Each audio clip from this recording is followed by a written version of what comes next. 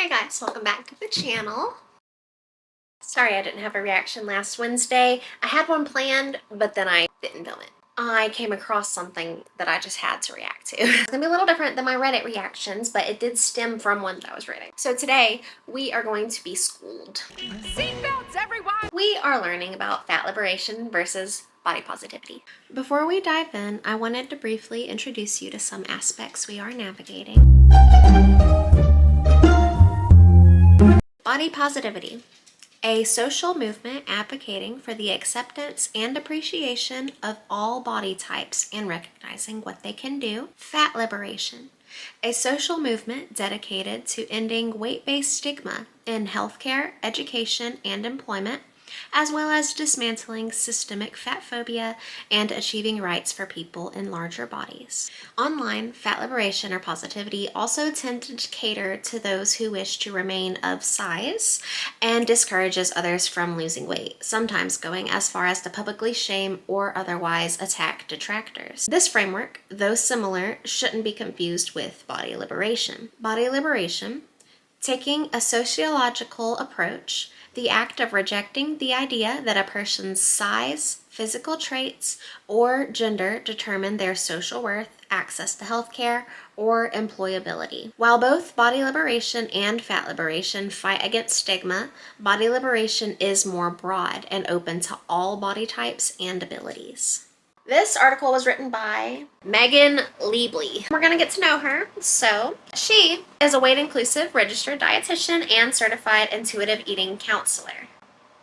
She is the founder and director of A Soft Place to Land, a multidisciplinary group practice based in Lee Valley, Pennsylvania, that specializes in eating disorders, chronic dieting, and body image care. She is fiercely on a mission to be a loud advocate for ethical care of every body. Megan's goal is to provide a weight-inclusive and trauma-informed safe space with an emphasis on social justice, fat liberation, self-exploration, and compassion. When she's not taking on the patriarchy, you can find her spending time with her dogs outside, gardening, and planting pots. Painting plant pots. So now that we know her credentials, this person wants to point out that body positivity and fat liberation are not the same thing. Which, the reason that I was even getting into this in the first place is people say so many different things about how body positivity originated. So if you do a Google search, you will find the body positivity movement, they say, originated in the late 60s as the fat acceptance movement. Pioneered primarily by fat, black, and queer women, it started as a radical civil rights pushback against systemic discrimination, medical bias, and societal stigma. The term body positivity, however, hadn't been coined until the 90s. So if you reframe the search a little bit and say, when did the term come about? Because that wasn't the term they were using in their movement. It was coined in the mid-90s by a psychotherapist, Elizabeth Scott, and a eating disorder survivor, Connie Subskack. Founded the organization and the website, The Body Positive, to help people reject weight loss pressures and cultivate healthy relationships with themselves. Editing Kristi here, providing context. Connie did struggle with smurging as well as weight cycling throughout her teen years.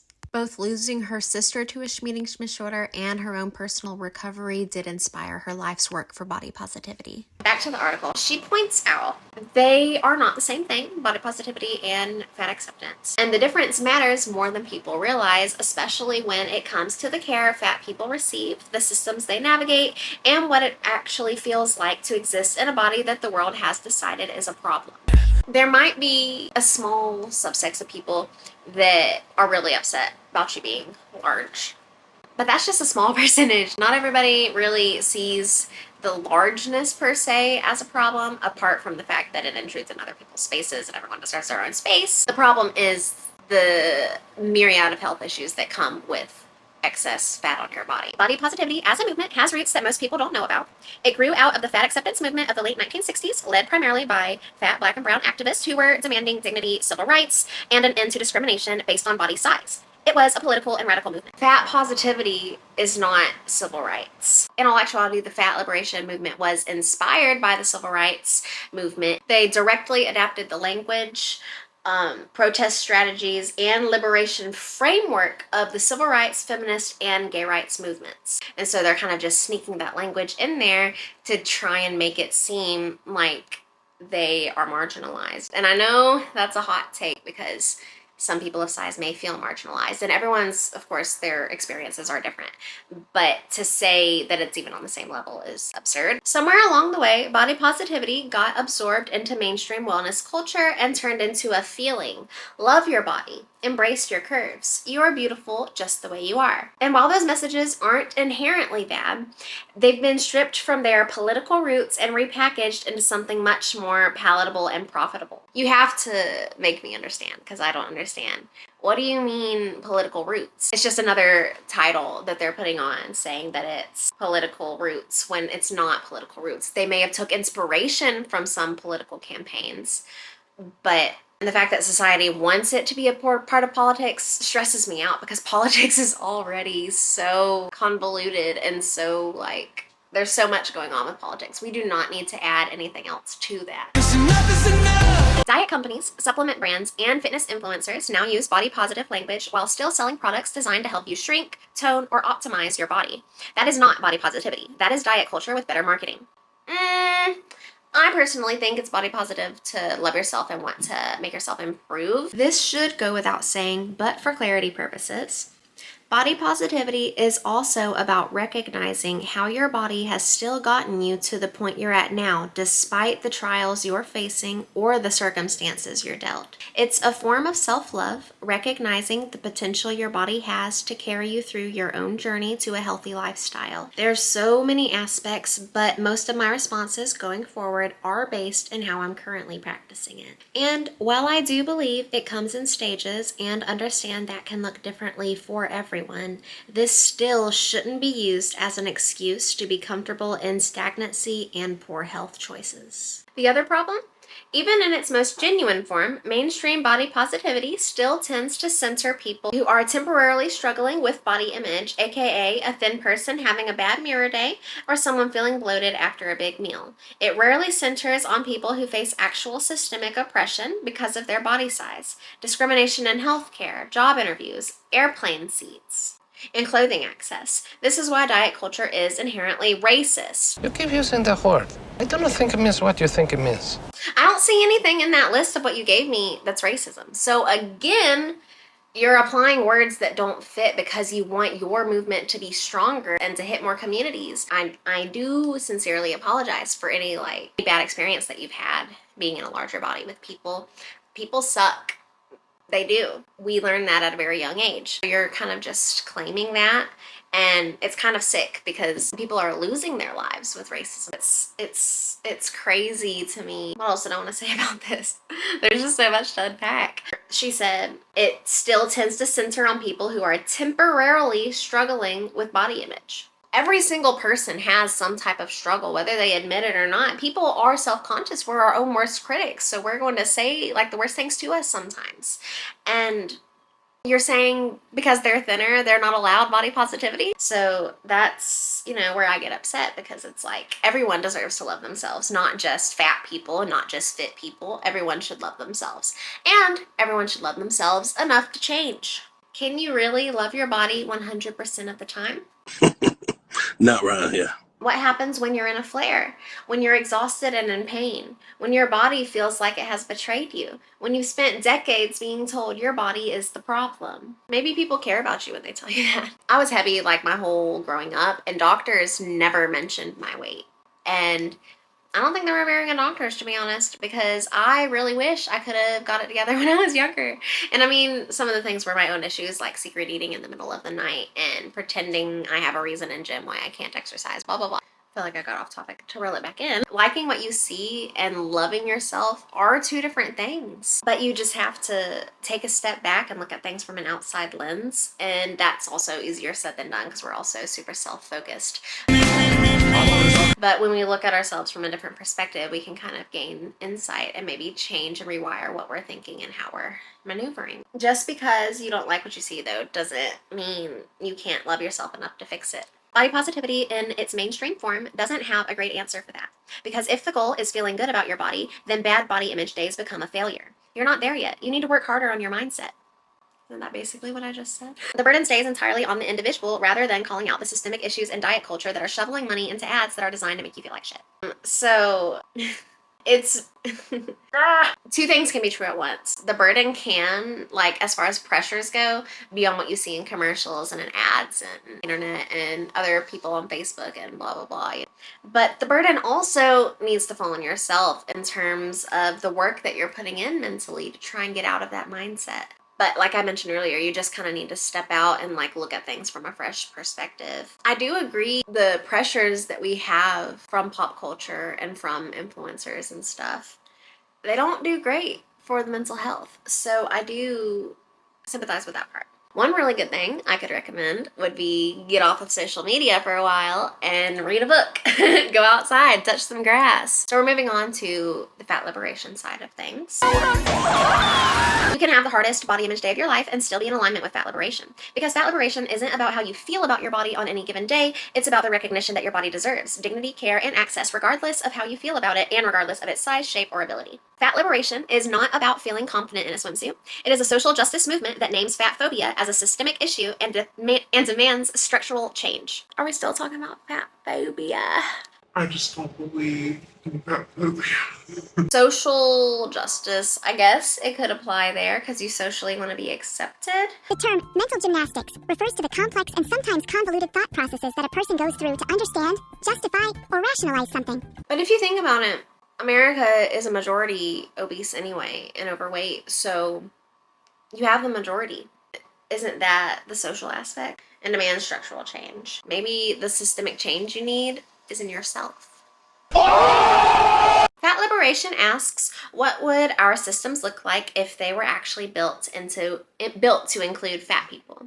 Would healthcare providers stop assuming weight loss is the answer to every health concern? I don't think they're saying that's the answer to every health concern, but it's probably the answer to a lot of them. Would waiting rooms have chairs that could hold all differently shaped and sized bodies?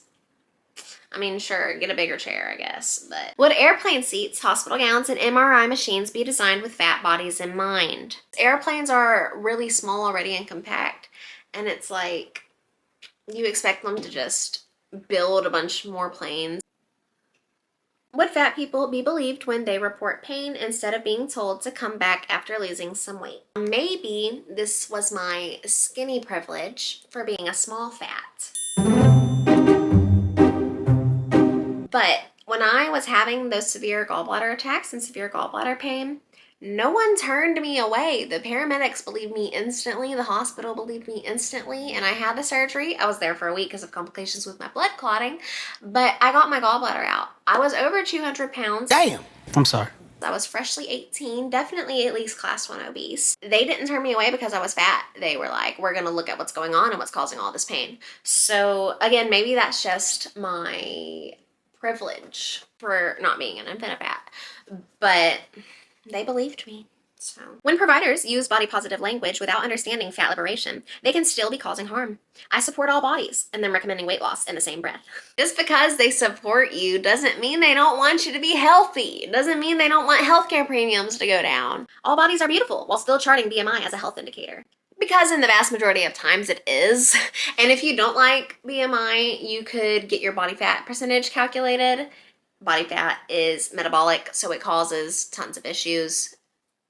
And if you don't want to pay to do that, you can get a measuring tape and measure how tall you are versus how far out your belly goes. And you'll also find if you're obese or not.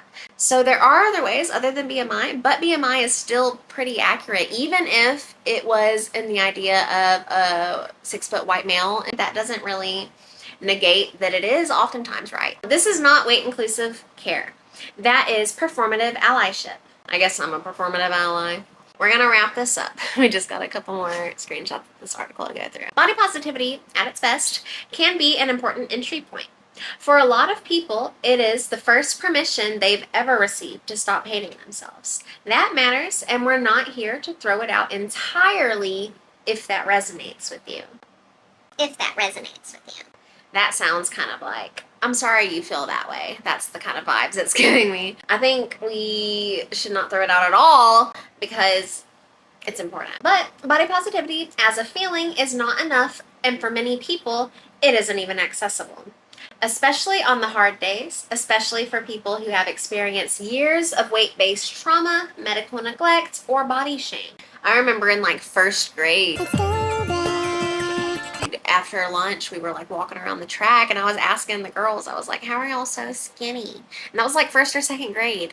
So I've always had some shame about my voluptuality. And I do think body positivity is accessible. Fat liberation offers the deeper structural work. It asks, why are fat people treated the way they are? Who benefits from that? What needs to change? And it holds space for complicated, evolving, imperfect relationships with our own bodies without making self-love and self-care the price of admission. So there it is. No, no, no, no, no, no, no. Wait. You don't want to care for yourself. You don't want the self-care. You blatantly said the self-love and self-care are the price. If I come out caring for myself better, if I come out loving myself better, those are good things. And this is like a negative connotation that those are the price of it, insinuating liberating your fat body is what is going to be good. And you don't have to put any work in that. Then they go on to talk about how you can be fat liberated, what everyone can do. Recognize that body positivity as a vibe does not change systems. Advocacy, policy, and structural change are what fat liberation actually looks like in practice. You don't have to feel great about your body to treat it / demand that others treat it with respect. But you said the price of body positivity is self-love and self-care. Isn't self-love and self-care treating your body and demanding it be respected? Isn't that what that entails? You can definitely check her out. Her website is A Soft Place to Land. I'll leave the link below. So let me know what you guys think about that. And if there's any other articles you would like me to look at and get my little 2 cents. Thank you guys so much for watching today's video. If you made it this far, leave a little notepad emoji below so that I know you were taking some notes and have learned the difference between body positivity and fat liberation and what matters. And if you have ever received any weight-related stigma, leave it in the comments below so I can be educated on the struggle. I hope you have a great rest of your week, and I will see you on Monday.